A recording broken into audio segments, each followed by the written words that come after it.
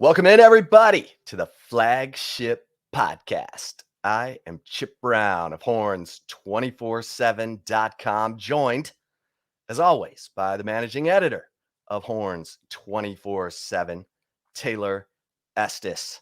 Taylor, how you doing? I am doing well, Chip. How are you doing? Well, I'm doing great. It is Wednesday, December 7th, Mhm. and we are in the middle of Portal Palooza. Yeah. We also know now Texas will be playing Washington in the Alamo Bowl, and I'm actually excited to see this matchup because Washington finished the season on a 6-game winning streak, has one of the best offenses in college football. Their quarterback, Michael Penix Jr., who transferred from Indiana to Washington when Kalen DeBoer took the Washington job before this season and took a sort of moribund Washington program that had just fired Jimmy Lake as the head coach and lit it up. I mean, 10-2, they have two 1,000-yard receivers, and we're waiting to see who all is going to play for Texas in this Alamo Bowl. Potential opt-outs of players we don't know for certain yet. The Longhorns don't start bowl practice until Friday of this week, so that will probably be a good indicator. Also, Steve Sarkisian is meeting with the press in an Alamo Bowl press conference on Thursday of this week, so we might get some information then.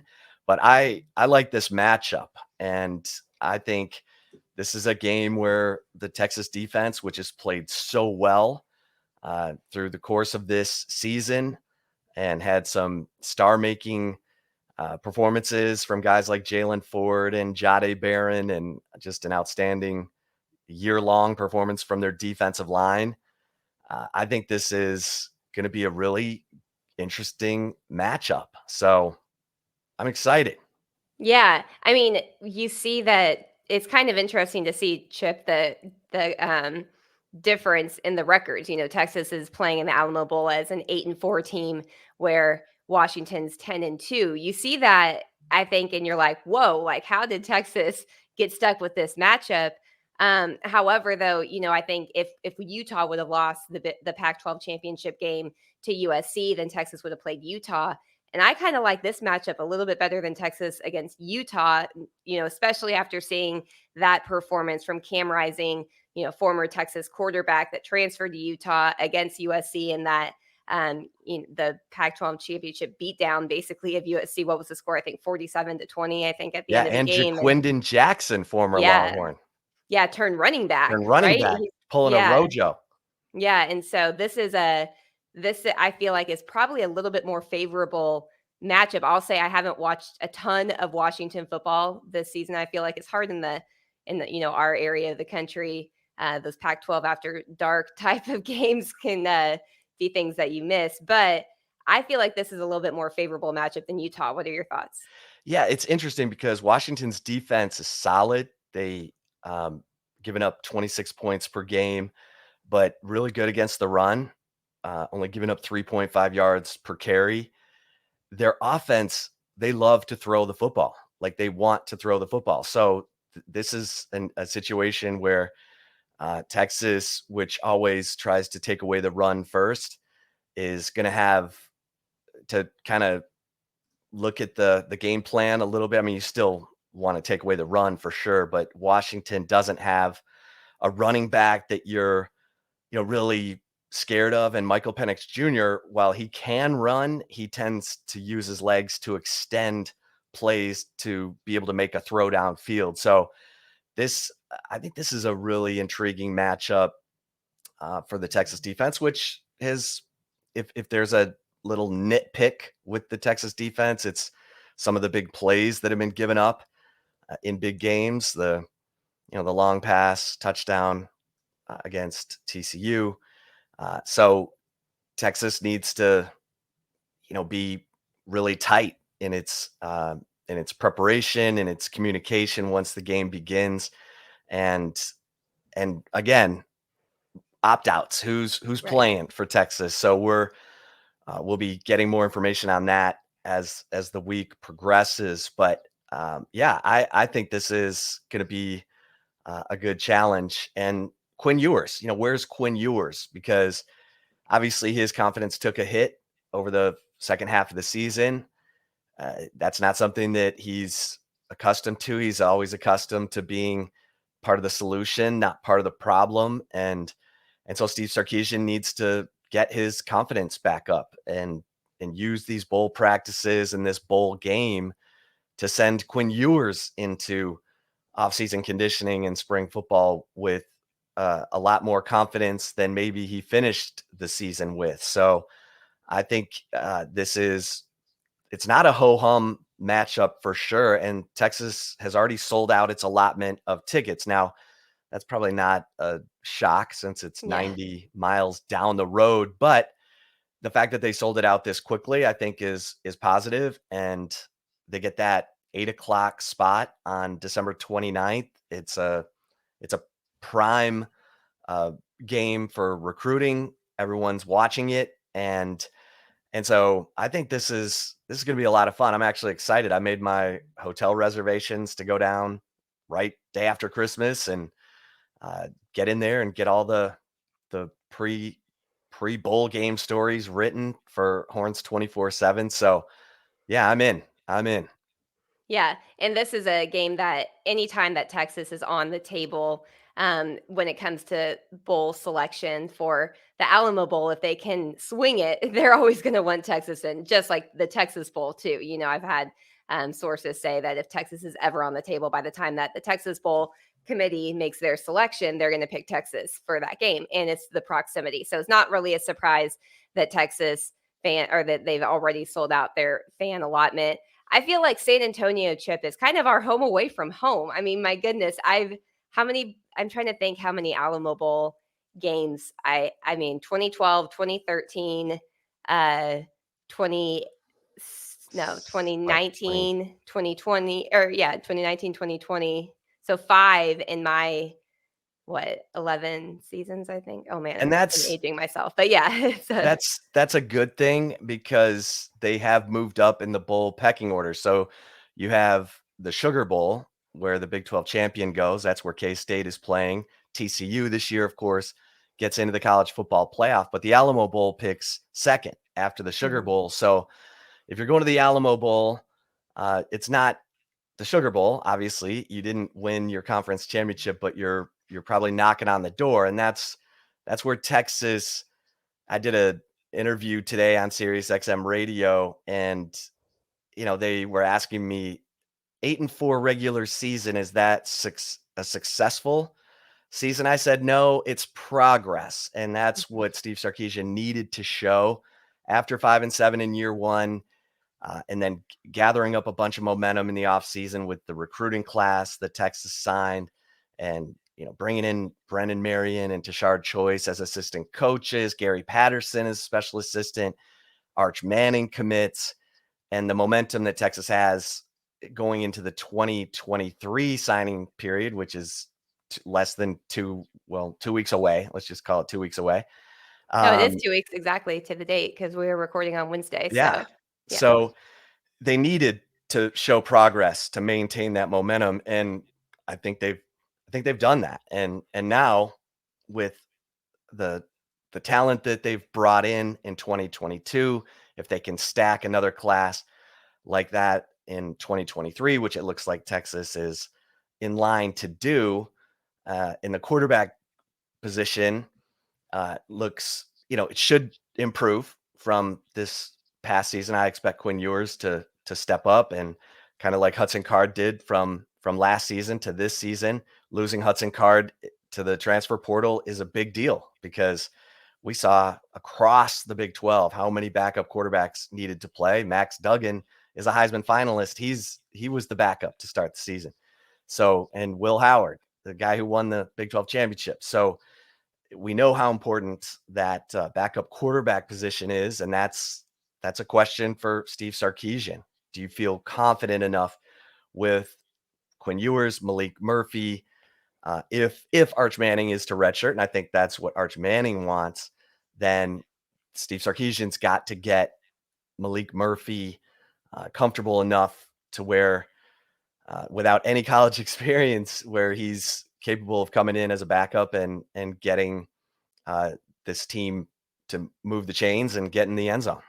Yeah, or even, in the offseason, I mean, Steve Sarkisian did say that the quarterback position, the competition will continue throughout the offseason, and I'm not really sure how much I believe that. I think he has to say that. Obviously, you want competition in every position. However, it's not out of the ordinary at Texas for a guy that is expected to be the guy to be taken like Colt McCoy, back in 2000 or his redshirt freshman season in Texas. So it's going to be interesting to see. But yeah, I think the thing with Malik Murphy, everyone's talking right now about Arch Manning, obviously, as our guys Mike Roach and Hudson Standish have reported. We've talked about this too. That I think ideally the Manning family wants Arch Manning to redshirt, which is, let's be honest, probably in the best interest for any quarterback, especially one coming out of high school. I mean, there's a reason why there has not been a true freshman quarterback win the Heisman. It just doesn't happen. A redshirt freshman has, or a couple actually, but Yeah, Trevor Lawrence is about as close as we've seen, but yes, yeah, and so he's kind of and the anomaly. yeah, exactly. And so it's going to be interesting to see where Malik Murphy's development is. But I wouldn't count this guy out as a potential quality backup. It would be nice, I think, to have more experience in the backup quarterback role. Obviously, Hudson Card's experience came through big, when Quinn Ewers was injured in the first quarter of the Alabama game.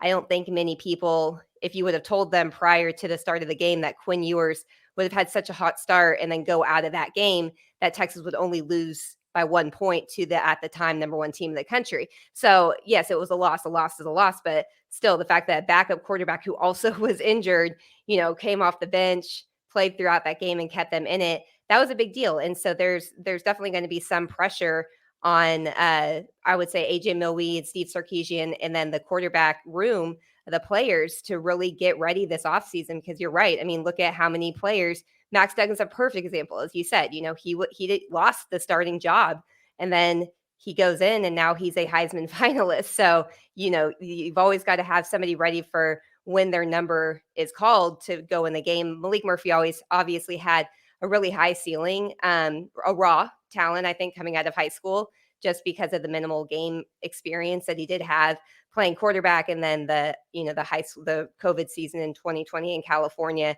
where the schools didn't really play a full football season in the fall. So definitely some ground to make up, I would say, but I wouldn't count him out. I think that he has the tools to be a quality quarterback, whether it's a backup or, I mean, shoot, if he goes toe to toe with Quinn Ewers and somehow wins the job in the offseason, as bad as that would be for Quinn Ewers, I think that's a serious sign of progress for the room in general.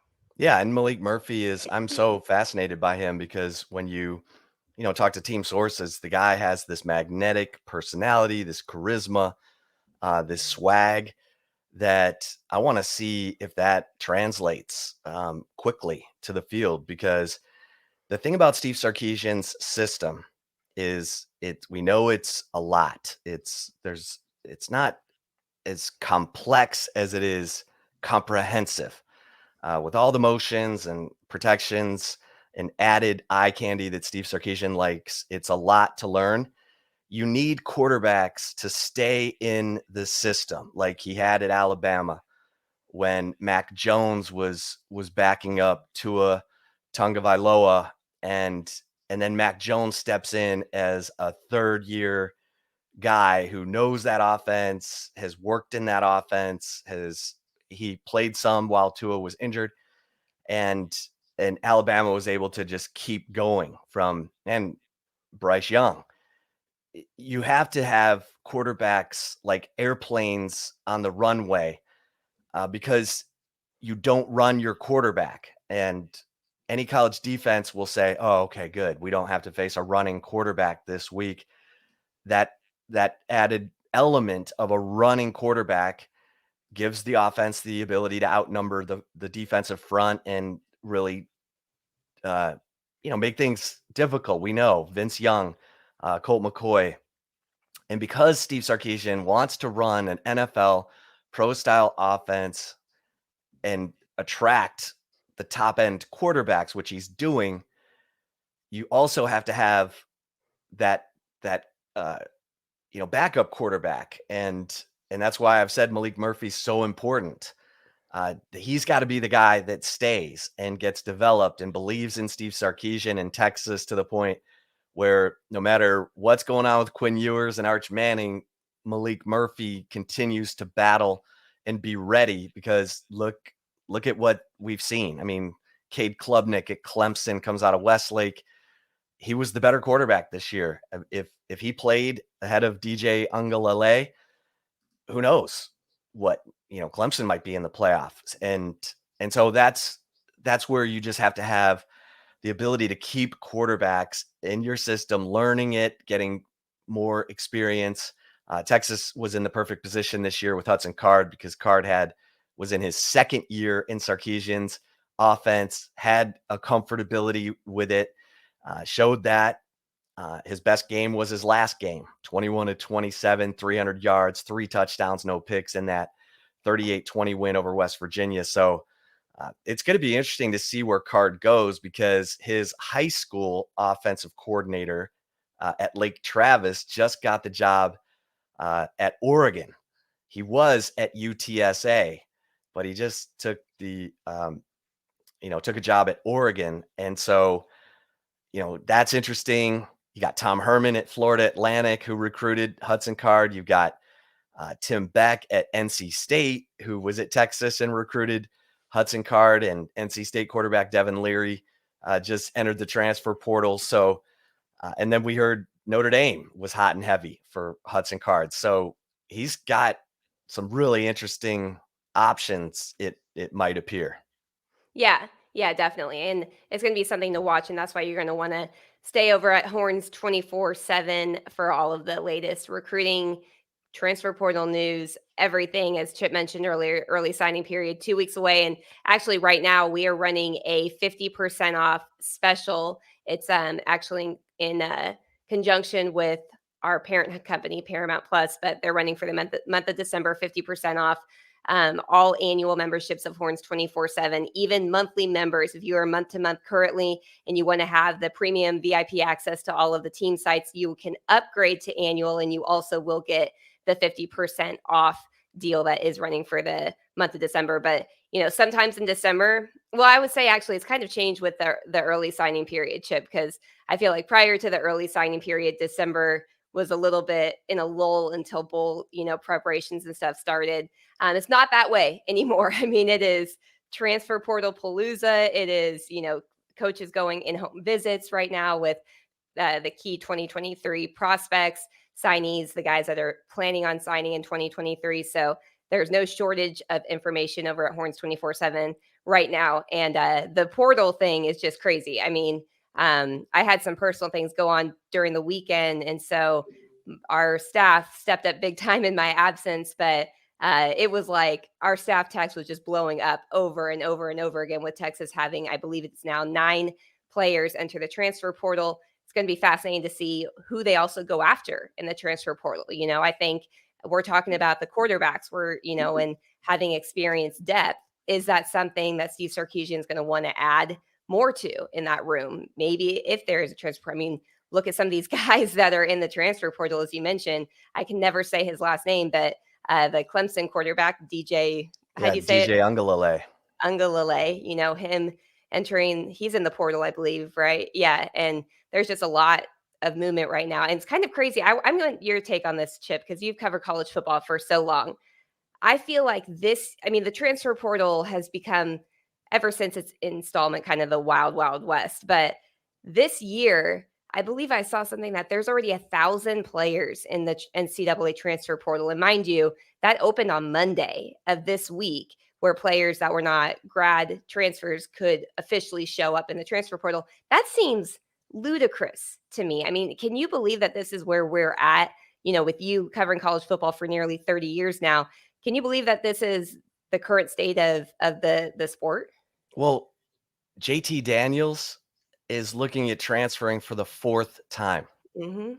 and and they haven't even approved the anytime transfer rule yet, um, which just makes it chaos for coaches in trying to maintain what their roster is going to look like from year to year. And Mike Gundy probably regrets saying what he said after losing to West Virginia about not wanting to have to re-recruit his own players all the time. And then all of a sudden, Spencer Sanders, Trace Ford um, are in the transfer portal from Oklahoma State. These are veteran guys who helped Oklahoma State get 6 inches away from a Big 12 title in in 2021. And you also saw how they did not have a quality backup quarterback, and it sunk their season. Spencer Sanders was banged up. He was banged up when he was playing against Texas, and then that team just kind of gave out the week after they played Texas. But when Spencer Sanders went out of the game, you had true freshman Garrett Rangel and Mike Gundy's walk-on son, Gunnar Gundy, and those two struggled to the point where Gundy went to Spencer Sanders and asked him to go back to go into the Iowa State game in the fourth quarter. And Sanders did and delivered a win. But I think, I don't know what Sanders' NIL situation is, if intermediaries are telling him he can make a bunch more money somewhere else. We sort of saw that with Jordan Addison, the receiver at Pitt last year, going to USC, and that almost worked for Jordan Addison. I mean, it did work, but Caleb Williams gets injured in that championship game in the first quarter. He's playing on one leg, still made some incredible plays in that game, and Jordan Addison was a big part of the USC turnaround. So it's crazy. It is crazy. I've never seen anything like it. I didn't think we would. I thought a one-time transfer rule was going to be a one-time transfer rule. Right. But when you see a situation like JT Daniels, who's been at USC, Georgia, West Virginia, now there's talk he might try to transfer again. It's nuts, and you gotta keep smiling and saying you'll adapt, like Steve Sarkisian's doing. I give Sarkisian a lot of credit. Nick Saban is clearly not happy because some things have leveled off with NIL and the transfer portal to where Alabama is not the preeminent. They're not going to get to just pick who they want. I mean, they lost a player to Deion Sanders and Jackson State, and so it is totally different. And as a coach, you got to keep smiling and maintain that connection with your own team and tell everyone, hey, we just have to adapt no matter how many headaches it's causing you behind the scenes.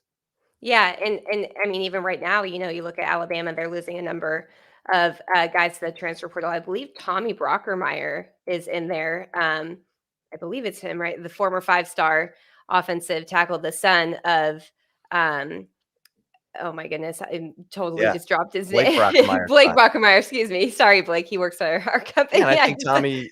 I think Tommy's upset. He had surgery, and Nick Saban didn't really tell anyone that, just made it sound like he was a scrub who'd fallen off the depth chart. And so it's when you have a roster like you do at Alabama, certain guys get tired of waiting. And so we'll see how this plays out, but it is bonkers. I mean, it really is. Sometimes we come up with weird names or goofy things to generate interest, but Portal Palooza is legit. It's bonkers. So Texas right now with 9, because Logan Parr announced 9 either in the portal or intending to portal. Jameer Johnson is interesting. I should have checked right before we started recording, but as of last night, Jameer Johnson had indicated on social media that he was going to portal, but his name wasn't in the portal yet. And of course, it opened on Monday. Now, I've heard Jameer Johnson is a guy that I think Texas coaches are saying, what about safety? Um, and so we'll see if that pitch can maybe convince Jameer Johnson to change his mind. We'll see. But Logan Parr, the backup center and offensive guard this season, has indicated he's going to portal. And that probably clears the way for Connor Robertson from Westlake, who prepared, at center all season to move into that backup role behind Jake Majors. So I think Logan Parr saw the depth chart filling up and decided, okay, if I'm going to get a chance to have more playing time, it's probably going to have to be somewhere else. Prince Dorba going into the portal. This is a frustrating one, in my opinion, because the kid is talented. And, everything I've heard is he just enjoyed being a Texas football player, maybe too much, and just didn't put in the work because he's got talent. And they put him at strong side linebacker behind DeMarvion Overshawn. They've had him on the edge, and he's made plays when he's been in games, but they want more. Kind of like Alfred Collins, they want more consistency, more sustained playmaking. JD Coffey, DJ Harris in the portal, Andre Carrick in the portal. I understand those. We talked about Hudson Card. The only player who's indicated they're portaling, who Steve Sarkisian recruited, is Devin Richardson, the linebacker who transferred from New Mexico State before the 2021 season. Coaches liked his athletic ability, and he played some this year. He actually even played as a goal line fullback before they put in the big fellas like Byron Murphy and Keandre Coburn. But he's from what I've heard, thinking, okay, my time's running out here. And if Jalen Ford comes back and you've got David Benda and now Mo Blackwell, a guy they, are moving around and playing as a weak side linebacker. That one hurts a little bit because of the depth at linebacker. Taylor, we talked about it all season, how fortunate Texas was that Jalen Ford and DeMarvion Overshawn basically played every snap or were available for every snap. I mean, they went in and out of games, but Texas stayed pretty healthy at linebacker, and with Diamante Tucker Dorsey coming in and helping out. So they didn't really get into their depth, but next year you have to replace DeMarvion Overshawn, and coaches are excited about David Benda. That's a name you do not want to see in the portal, Yeah. because they need him to come on and get his chance. Yeah, and potentially they may need to replace Jalen Ford. I mean, I think, has a bit of a decision to make. Yeah, he had such Nothing. a big season.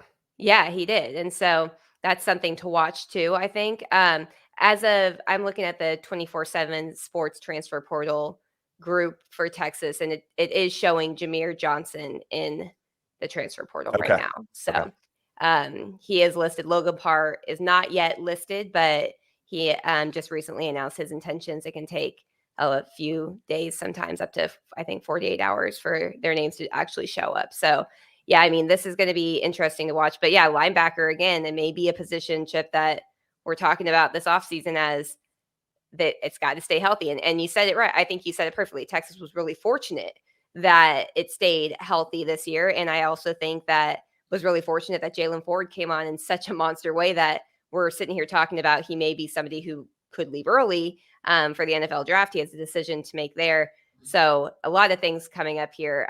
You want to move on to a little Texas basketball talk here? Yeah. Okay. Yeah. And I think with Jameer Johnson in the portal now, I think that solidifies Texas having to look in the portal for a veteran safety, Mhm. because you'll have Jaron Thompson, but you've got BJ Allen and Larry Turner Gooden behind him, but with Anthony Cook moving on, you've got Michael Taff, who is a walk-on, who's shown he can, he got better as the season went on. Michael And Griffin seemed to really like him. When we had him on our podcast, he talked up Michael Taff a pretty yeah, decent amount, which was a little surprising, honestly, for me to hear him talk so much about a walk-on. yeah, and Texas has just got to get better in their quarters coverage. They play so much of it that you'd think they'd be better, but when receivers are moving from one quarter of the field to the next, the communication between the corners and the safeties has to be better. But Michael Taff is a smart guy. He's a communicator. I think that's why he moved ahead of JD Coffee, and why JD Coffee's in the transfer portal. But yeah, Taylor, what a game last night at Madison Square Garden. This was a wild game. It felt like kind of like the Creighton game. It felt like an NCAA tournament game. A lot of momentum swings. Illinois was good early. Texas answered, and then Texas is up 10 with 8 minutes left, and looks like they're gonna put this game away. And then, I mean, the thinnest of margins, Texas misses 3 shots in a row, turns the ball over. Illinois gets hot, and suddenly it's a 2-point game with 4 minutes left. But even with all that, Texas and I hate this, and I wrote about this in the Morning Brew today because I've been so high on Tyrese Hunter and Marcus Carr and Sir Jabari Rice as a backcourt. I still am, but it was one of those situations where, here's Tyrese Hunter, a 92.3% free throw shooter at the line with 21.7 seconds left, and Texas has a 2-point lead. It's a 1-and-1. If he hits both, it's probably ball game, but he misses the front end of the 1-and-1. Illinois gets the rebound, and then Texas is playing great defense, but Jabari Rice blitzes a ball screen and kind of stumbles and falls into Jaden Epps, the Illinois freshman guard, gets called for a foul with 7.6 seconds left. You're going, what just happened? It's 30, 40 feet from the basket. You're putting a freshman on the line. Now, I get it. Afterward, Chris Beard clearly that was not intentional. They weren't trying to keep Illinois from making a three. And so anyway, you put the freshman Jaden Epps at the line. He makes both free throws. Texas took a timeout after the first free throw, try and ice him. He made the second. And then this is where I just, Marcus Carr was the one bringing the ball up the floor, and Carr had been like bordering on out of control throughout the game. He had great energy. He was trying to do everything right, but he really struggled shooting the ball, 3 of 14. And he did exactly what you would want Marcus Carr to do. He drew the defense. He got into the lane, and he had Jabari Rice wide open for a 3. And instead, Carr went up against 2 defenders and almost got his shot blocked. And it was, the shot never made it anywhere near the basket. And they go into overtime. You want your point guard to have better awareness at that second. And again, I love that Marcus Carr thought he could make the shot or wanted to make the shot, but man, in a game like that against a NCAA tournament team like Illinois, the defending Big Ten champions, you got to have that court awareness. They go into overtime, and then the craziest thing, Terrence Shannon, who played for Chris Beard at Texas Tech, who had done nothing in the first half, like not 1 point. He's their leading scorer, averaging 19 points, goes off in overtime, scores 12 points in overtime and could not miss. And you let a dangerous team like Illinois hang around, you face that potential. And Illinois got hot at the right time. They really dominated the overtime. And so Texas loses their first game of the year. It was their first game outside of the state of Texas. But Taylor, I did like, there was a lot to like about Timmy Allen. Had his best game of the year. Finally, looked comfortable, looked aggressive, 21 points. Arterio Morris, I thought, played with an energy that we haven't seen yet. He's been kind of a 3-point shooter, but last night he was contesting shots. He blocked a shot. He got called for a goaltending on another. He had great energy. He was all over the place. And man, if he can continue to cut it loose like that, man, they can use that. And Dylan Mitchell with that alley-oop dunk from Timmy Allen with 4 minutes left. Texas hit some big shots down the stretch. Brock Cunningham, Jabari Rice hit big threes down the stretch. Marcus Carr hit a step back three, but Illinois was matching them, Right. and it was one of those situations where, Illinois didn't flinch. And so great game, tough one because, again, Tyrese Hunter hits those 2 free throws. If Marcus Carr finds Jabari Rice for that three, who knows if Rice would have made it, but Rice had just made a big three a couple minutes earlier. So a good learning experience, as Chris Beard said after the game. Yeah, and I think with Marcus Carr, you would hope that he has more court awareness in that scenario, given his age. I mean, he's a grad student right now, so you got to clean that up for sure. Yeah, and I think hopefully going forward, it's Tyrese Hunter or Jabari Rice handling the ball in those situations because they just have a better pace. They don't get sped up like Carr does. They see the court. They just have sort of a really good awareness. And I think it will be either Hunter or Rice handling the ball in those situations. Hunter was sort of in and out of the game with cramps. They were using a Theragun or whatever massage gun on his thigh, and he's had cramp. He cramped in the Creighton game. We got to get him some more bananas or potassium, or he needs to hydrate better. Maybe he needs to spend some time with Tom Herman. Peach But Ice, bring him back. yeah, but I love this team. I do. I love this Texas team. I love the backcourt. I love Tyrese Hunter, and I love Carr as a two guard.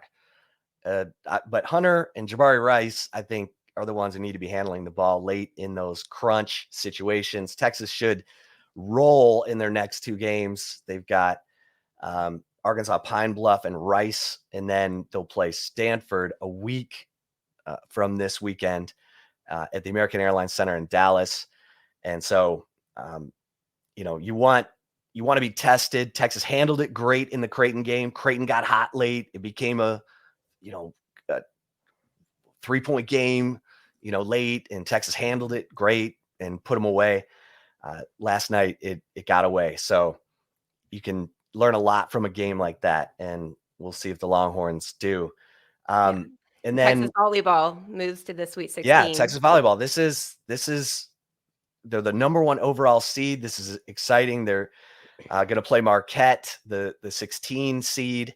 And then if they win that game, they'll play against either 8 seed or number 8 Minnesota or number 10 Ohio State. Those are both big time programs who've been in the Final Four in the past. But 17 straight years Texas volleyball has been to the Sweet 16. I mean, Jared Elliott does an unbelievable job of getting his team to play at a high level. And you'd love to see him finish it this year, 10 years after his first and only national championship in 2012, because he's got such a loaded team. And it's incredible when you lose a Sonya Fields and a Breon Butler, and you bring in Madison Skinner from Kentucky, who beat Texas for the national championship 2 years ago, to the point, you bring in Zoe Flack from UCLA, the Pac-12 Libero of the Year. She's the Big 12 Libero of the Year this year. You were able to take Logan Eggleston off the back line because that's not her strength. She's a much better frontline player. She's the Big 12 Player of the Year. 6 All-Americans on this team. I mean, this is a loaded Texas volleyball team that just feels like a national championship team. So you hope, for Texas's sake, they handle the moment.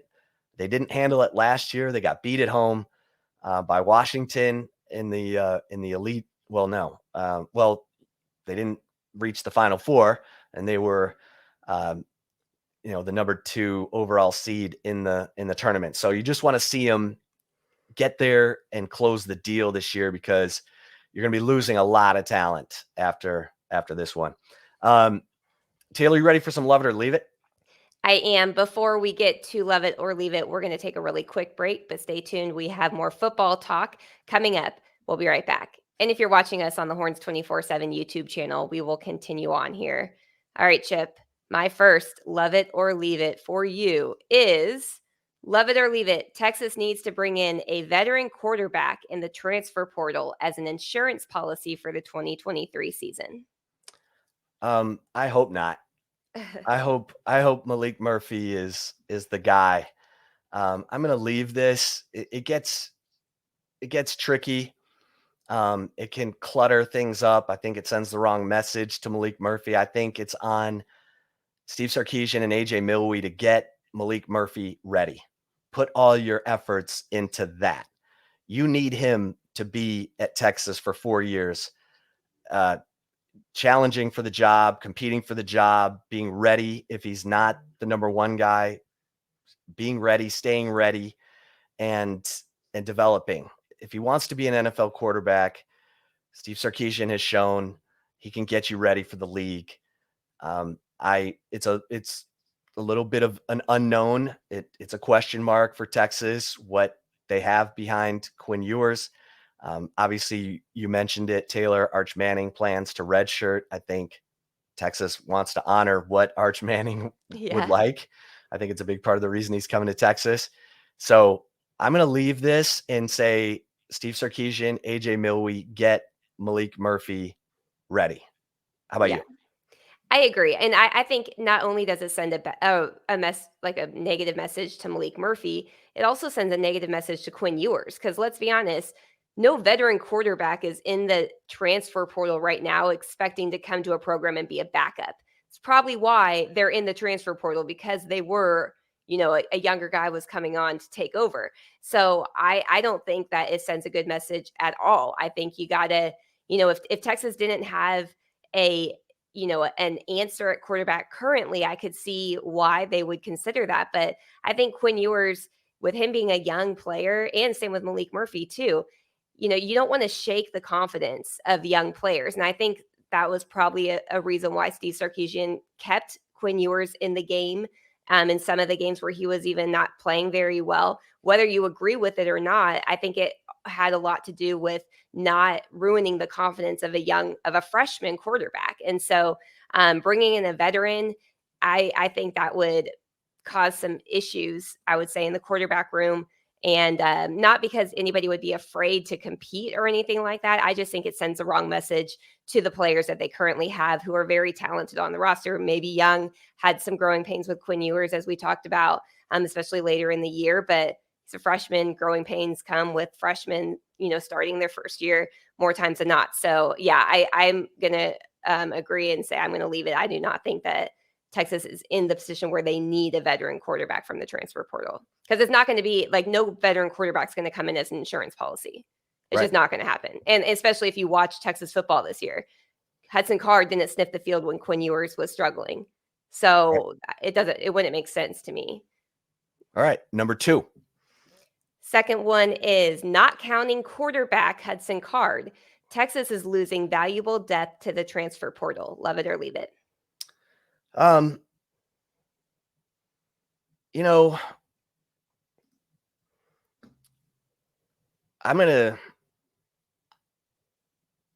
going to leave this. And that's no offense to the players who are in the portal right now. We talked about Devin Richardson being a guy who, probably would have been competing for more playing time, if not, a starting spot at strong side linebacker, or, with Mo Blackwell. But, and, we talked about Jameer Johnson possibly being an option at safety, but he didn't, obviously, up to this point, he has not taken that, that invitation. He's in the portal. We just haven't seen enough, and we do know that there's young players. If Texas lands an Anthony Hill, Anthony Hill is going to come in and he's going to play immediately. So it's a little dicey, but I'm going to leave this right now based on the players who are in the portal right now. I'm going to say that Hudson Card is definitely valuable depth, but the question is not counting Hudson Card. So I'm going to leave this, Taylor. How about you? Yeah, I'm gonna leave it, and again, I agree with you, it's not a slight to any of the other players, obviously, Hudson Card, he is valuable depth, so, taking him out of the equation, I think that Steve Sarkisian and the staff have shown that not only are they able to recruit guys out of high school, they also do a good job of hitting the portal to add quality depth. I mean, some of the players this season, Ryan Watts is a prime example of a guy they added from the portal that came through huge. I mean, absolutely huge. And so I'm gonna, kind of I feel like at this point, Steve Sarkisian's made it pretty clear that he sits down with players after the end of the regular season, kind of lays out exactly where they are. He does it after spring football too, and he doesn't really sugarcoat it. And so I think there's a lot of players obviously in the transfer portal from Texas, but I don't think it's a coincidence. I think it probably came under the suggestion, not necessarily suggestion, but the real conversations that Steve Sarkisian has had to have with these guys after the regular season meeting. So I don't think there's a reason to question the staff right now and their ability to add, whether it's from the transfer portal or out of the high school ranks, guys that can be kind of early impact players for this team next season. So I'm going to agree. I'm going to leave it. And, and again, that's not a slight. I think these guys, it's not that these guys are busts or just not good or anything. I just think, the staff has a good idea of what they're looking for and they probably just don't fit that mold. And so if that's the case, there's no reason to question it, I think, at this point. Yeah. All right. Number 3. All right, my final one for you is love it or leave it. Washington is a bad matchup for Texas in the Alamo Bowl. Well, I'm going to leave this. It's an interesting matchup, but Texas leads the nation in quarterback pressures, according to Pro Football Focus. So I think if you're a Texas Longhorn, and again, we have to wait and see if who all on the defensive side of the ball is playing in this bowl game. Hopefully it's everyone. But you never know. Tamarvian Overshone would be a significant presence in this game with his ability to rush the passer and play in space and in pass coverage. But I think this is a game for Texas to lick its chops and show the world that, hey man, we can rush the quarterback. We can get pressure on the quarterback. Even a guy like Michael Penix, who's got wiggle. I mean, he can extend plays with his legs. He is fun to watch. And again, 2 1,000-yard receivers on that Washington team. So I think it's a great matchup, an intriguing matchup, a high interest matchup. I don't think it's a bad matchup. Now, Michael Penix may have something to say about that on December 29th, but I'm going to leave this one, Taylor. I mean, it's a tough matchup, Right. But I'm going to leave it. How about you? Yeah, I'm gonna leave it. I agree with you. And I hate agreeing with you on every single one of these, but I do agree with you. I think it's an interesting matchup. I would say that this is probably a more favorable matchup than if Texas were to face, say, Utah in the game, which could have been a possibility had they not pulled that big one against USC. But yeah, I think this is an interesting matchup. If you look at the stats, Washington is at or near the top of college football in offensive categories. I think they're number one in passing offense, number two total offense, tied for fourth in scoring offense.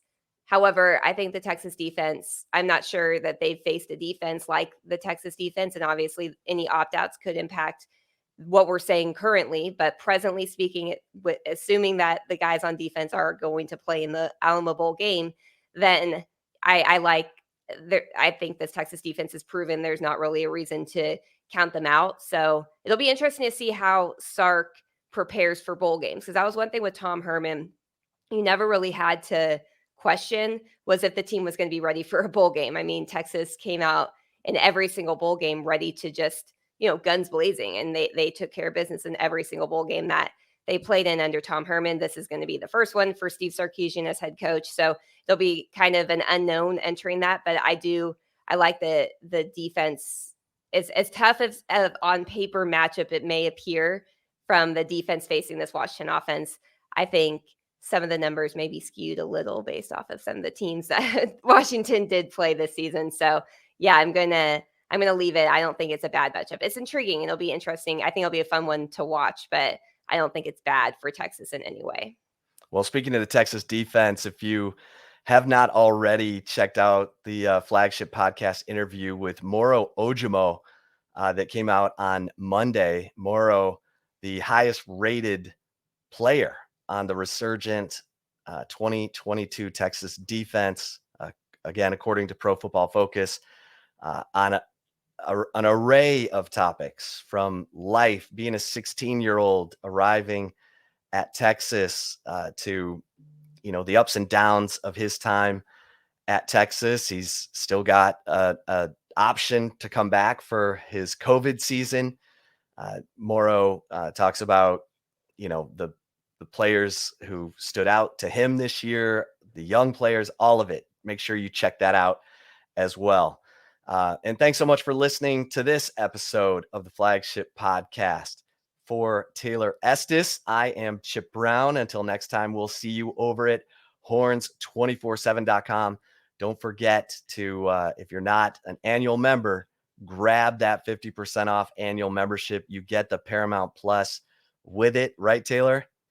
I'm not sure about that. It's in conjunction with Paramount promoting the Top Gun Maverick, I believe, coming out later this month. Well, yeah.